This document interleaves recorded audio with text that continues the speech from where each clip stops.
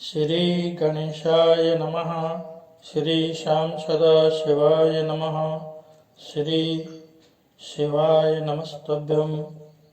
अक्सर हमारे मन में ये प्रश्न उठता है कि हम शिव जी की पूजा कैसे करें जिससे उसका फल हमें प्राप्त हो, क्योंकि जब तक फल की प्राप्ति नहीं होगी तो पूजा का भी कोई महत्व नहीं रह जाता।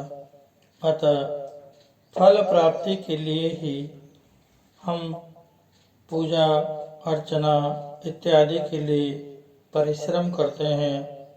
भगवान शिव की पूजा किस प्रकार से करें जिससे हमें उसका पूर्ण फल प्राप्त हो, आज की कथा में इसी का वर्णन करता हूँ कि सूक्ष्म से सूक्ष्म रूप से भी भगवान शिव की पूजा करने से हमें अपने जीवन में उन्नति में तथा और भी जो नाना प्रकार के कष्ट है उन सब को दूर करने में मदद करे।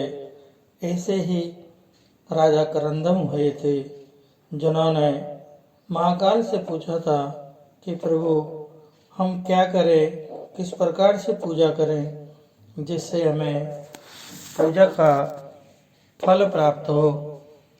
तो राजा करंदम बोले, ब्राह्मण आप भगवान शंकर की पूजा का विधान संक्षेप में बताने की कृपा करें जिसका पालन करने से मनुष्य शिव के पूजन का पूरा फल प्राप्त कर सकें। तो महाकाल ने कहा, राजन सदा प्रातःकाल, मध्याह्न काल और सायंकाल में भगवान शंकर का भजन करना चाहिए। उनके दर्शन और स्पर्श से मनुष्य निश्चय ही कृतार्थ हो जाता है। पहले स्नान करें, अथवा यदि रोग आदि संकट से ग्रस्त हो तो केवल भस्म स्नान करें, अथवा कंठ तक जल से स्नान करें। ये सब संभव न हो तो केवल मंत्र स्नान ही कर लें। स्नान के पश्चात ऊनी वस्त्र पहने अथवा श्वेत वस्त्र धारण करें या किसी रंग में रंगा हुआ नवीन वस्त्र पहने। मेला अथवा सिला हुआ वस्त्र न धारण करें।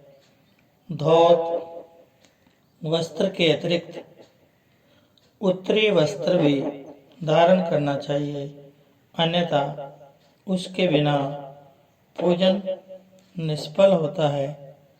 जो पुरुष ललाट में, हृदय में और दोनों कंधों पर भस्म का त्रिपुंड धारण करके प्रसन्नता पूर्वक महादेव जी की पूजा करता है, वह अल्प काल में भगवान शिव का दर्शन पा जाता है। उपासक अपने सब दोषों को मन से निकालकर भगवान शिव के मंदिर में प्रवेश करें। प्रवेश करके पहले महादेव जी को प्रणाम करें, तदंतर मंदिर के गर्भगृह में प्रवेश करें। फिर हाथ पैर धोकर मन ही मन भगवान का चिंतन करते हुए उनके श्री विग्रह पर चढ़े हुए निर्माल्य को हटावें, जो भगवान शिव के मंदिर में भक्ति पूर्वक मार्जन करने, झाड़ू देने का कार्य करता है। वह भगवान शंकर भी उसके अंतःकरण का मार्जन कर देते हैं। तत्पश्चात स्वच्छ जल से गड़ुओं को भर ले। फिर गड़ुए बराबर और सुंदर होने चाहिए, उनमें कोई भेद छेद ना हो, वे फूटे ना हो, सबकी बनावट अच्छी हो, सभी वस्त्र से छाने हुए जल से परिपूर्ण हो। उन्हें चंदन और धूप से सुवासित किया गया हो।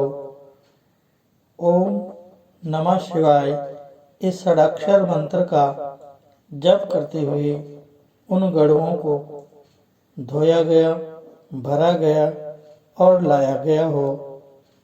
ऐसे 108 गढ़वों को भर लें।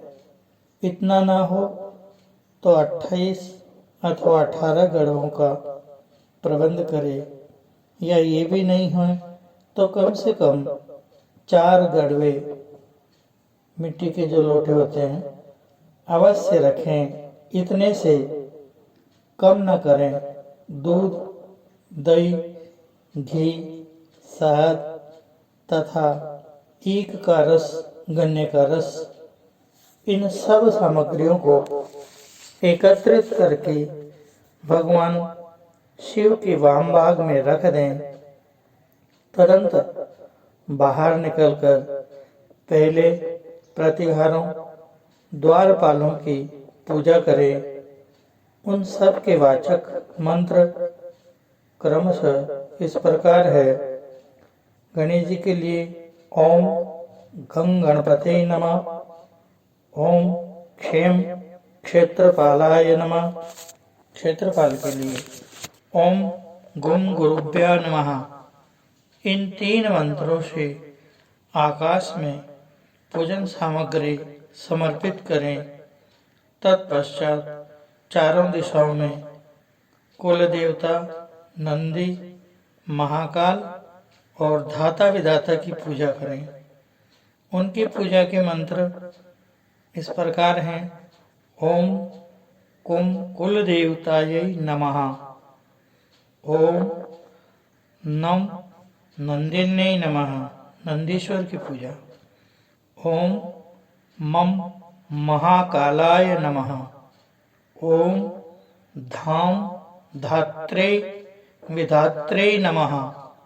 इस प्रकार पूजा करके भीतर प्रवेश करके शिवलिंग से कुछ दक्षिण भाग में पवित्रता पूर्वक उत्तराभिमुख होकर बैठें, अर्थात जिधर भगवान की जलाधारी जा रही है उसके विपरीत दिशा में बैठकर पूजा करनी चाहिए।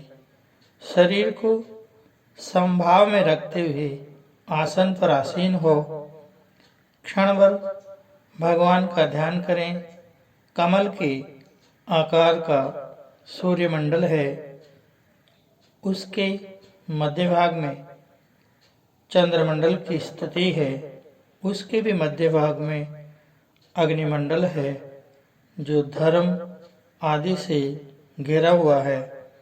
इस प्रकार अग्निमंडल का चिंतन करके उसके मध्य भाग में विश्वरूप भगवान शिव शंकर का भावना द्वारा साक्षात्कार करें। भगवान शिव अपनी वामा और ज्येष्ठ आदि शक्तियों से संयुक्त है। उनके 5 मुख और 10 भुजाएं हैं। प्रत्येक मुख में 3-3 नेत्र शोभा पा रहे हैं। उनके मस्तक चंद्रमा से विभूषित है। भगवान के वामांग में गिरिराज नंदिनी भगवती उमा विराजमान है तथा सिद्धगण बारंबार उनकी स्तुति कर रहे हैं। इस प्रकार भगवान शिव का ध्यान करना चाहिए। ध्यान के पश्चात शंकर जी की सेवा में पाद्य और अर्घ्य निवेदन करें। जल, अक्षत, कुशा, चंदन, पुष्प, सरसों, दूध, दही और मधु, ये अर्घ्य के 9 अंग बताए गए हैं। इन सब को एकत्र करके अर्घ्य देना चाहिए। तत्पश्चात श्रद्धा से आदर्चित हो शिवलिंग को स्नान कराना आरंभ करें। पहले गड़वे को हाथ में लेकर स्नान करावें। आधे गड़वे से शिवलिंग को पहले नहलावें, फिर हाथ से रगड़कर मेल साफ करें। पुनः गड़वे के समूचे जल से स्नान करावें। स्नान के पश्चात पूजन करें और धूप दें। इसके बाद भक्ति पूर्वक भगवान शिव को प्रणाम करके मूल मंत्र से उन्हें स्नान करावें। ओम हुम विश्वमूर्ते शिवाय नमः, ये 12 अक्षर मंत्र है। इसको बोलकर भगवान शिव को स्नान कराएं। इसी मूल मंत्र से जल और धूप से की हुई पूजन के अतिरिक्त जल, दूध, दही, मधु, घृत और ईख के रस द्वारा पृथक पृथक स्नान करावें। फिर सब गड़वों को यानी मिट्टी के लोटे को जल में स्नान करावें। तदंतर गंध द्रव्यों का लेपन करके श्री विग्रह का रूखापन दूर करें। रूखापन दूर करके पुनः नहलावें और चंदन का लेप करें। तत्पश्चात भांति भांति के पुष्पों से पूजन करें। उसकी विधि इस प्रकार है। आधार पीठ के अग्निकोण वाले पाए में ओम धर्माय नमः इस मंत्र से धर्म की पूजा करें। धर्म का मूल प्रतीक नंदी है। नैऋत्य कोण वाले पाए में ओम ज्ञानाय नमः इस मंत्र के द्वारा ज्ञान का पूजन करें। इसी प्रकार वायव्य कोण में ओम वैराग्याय नमः, ईशान कोण वाले पाए में ओम ऐश्वर्याय नमः, पूर्व दिशा वाले पाए में ओम अधर्माय नमः, दक्षिण में ओम अज्ञानाय नमः, पश्चिम में ओम अवैराग्याय नमः, उत्तर में ओम अनैश्वर्याय नमः। इन मंत्रों द्वारा वैराग्य आदि की पूजा की गई। फिर कमल की कर्णिका में ही अनंत आदि की इन मंत्रों से पूजा करें। ओम अनंताय नमः, ओम पद्माय नमः, ओम अर्कमंडलाय नमः, ओम सोममंडलाय नमः, ओम वह्निमंडलाय नमः, ओम वामाज्येष्ठादि पंचमंत्र शक्तिभ्यो नमः, ओम परम प्रकृतिभ्यो नमः। इसके बाद ईशान, तत्पुरुष, अघोर, वामदेव तथा सद्योजात नामक 5 मुख वाले रुद्र, साध्य, वसुआदित्य तथा विश्वेदेवादि देव स्वरूप अंडज, स्वेदज, उद्भिज और जरायुज रूप स्थावर जंगम मूर्ति परमेश्वर एवं विश्व मूर्ति शिव का नमस्कार पूर्वक पूजन करें। मंत्र विस्तृत है। जो संस्कृत के अच्छे ज्ञाता है वे थोड़ी सुगमता से बोल लेते हैं, किंतु जिनको संस्कृत उतनी अच्छी नहीं आती, इसलिए इन मंत्रों को बड़ी सरल भाषा में मैं आपको बता देता हूँ। ओम ईशान तत्पुरुषाय अघोर वामदेव सद्योजात पंचवक्त्राय रुद्र साध्यवादित्याय नित्य विश्वे देवादि देव रूपायांडज स्वेदज उद्भिज जरायुज रूप स्थावर जंगमम मूर्ते परमेश्वराय ओम विश्वमूर्ते शिवाय नमः। ये मंत्र बोलकर तत्पश्चात ओम त्रिशूल धनु खड़ग कपाल कुठारभ्यो नमः इस मंत्र से त्रिशूल की पूजा करें। तदंतर जलाधार के मुख भाग में ओम चंडीश्वराय नमः इस मंत्र के द्वारा चंडीश्वर की पूजा करें। इस प्रकार विधि पूर्वक पूजन करके भगवान शिव को अर्घ्य निवेदन करें। हे महादेव जी, जल, अक्षत, फूल और इन उत्तम फलों से युक्त यह अर्घ्य ग्रहण कीजिए। पूजा की पूर्ति के लिए मैं इसे समर्पित करता हूँ। इस प्रकार अर्घ्य देने के पश्चात यदि आपके पास पैसा शक्ति हो तो धन के द्वारा भी भगवान का पूजन करें। इसके अतिरिक्त क्रमशः धूप, दीप और नैवेद्य निवेदन करना चाहिए, घंटा बजाना चाहिए और आरती करना चाहिए। देवादिदेव महादेव जी के ऊपर शंख आदि वाद्यों की ध्वनि के साथ आरती घुमाना चाहिए। जो देवादिदेव त्रिशूलधारी भगवान शिव के आरती का दर्शन करता है वह समस्त पातकों से मुक्त हो जाता है। आरती के दर्शन का इतना महत्व बताया गया है।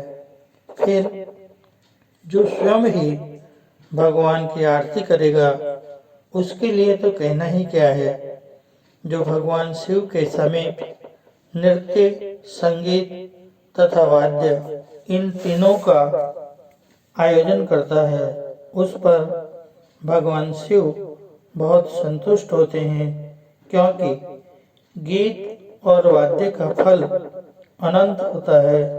तदंतर अनेक प्रकार के स्तोत्रों द्वारा महादेव जी की स्तुति करके दंड की भांति पृथ्वी पर गिरकर प्रणाम करें और देवेश्वर शिव से अपने अपराधों के लिए क्षमा प्रार्थना करते हुए कहें, भगवान मुझसे जो सुकृत अथवा दुष्कृत हुआ है उसके लिए आप क्षमा करें। जो इस प्रकार भगवान शंकर का विशेषता इस महाकाल लिंग का पूजन करता है वह अपने पिता, पितामह और पर पितामह का सब पापों से उद्धार करके चिरकाल तक रुद्रलोक में निवास करता है। इस विधि से भगवान महेश्वर का उपासक होकर और सदाचार में स्थित रहने का व्रत लेकर जो मनुष्य बंधन से छूटने के लिए तन्मय होकर भगवान शिव का पूजन करता है वह सब पापों से छूटकर शिवलोक में जाता है। जो इस प्रकार भगवान शंकर की पूजा करता है उसने मानो समस्त संसार को तृप्त कर दिया, किंतु ये सब पूजन उसी का सफल होता है जो कभी सदाचार का उल्लंघन नहीं करता। आचार से धर्म सफल होता है, आचार से ही मनुष्य स्वर्ग का सुख भोगता है, आचार से आयु प्राप्त होती है तथा आचार अशुभ लक्षणों को नष्ट कर देता है। जो इस जगत में सदाचार का उल्लंघन करके स्वेच्छाचार पूर्ण बर्ताव करता है उस मनुष्य की यज्ञ, दान और तप इस लोक में कल्याणकारी नहीं होते हैं। अतः सदाचार का भी पालन करते रहते। भगवान शिव की पूजा करना चाहिए।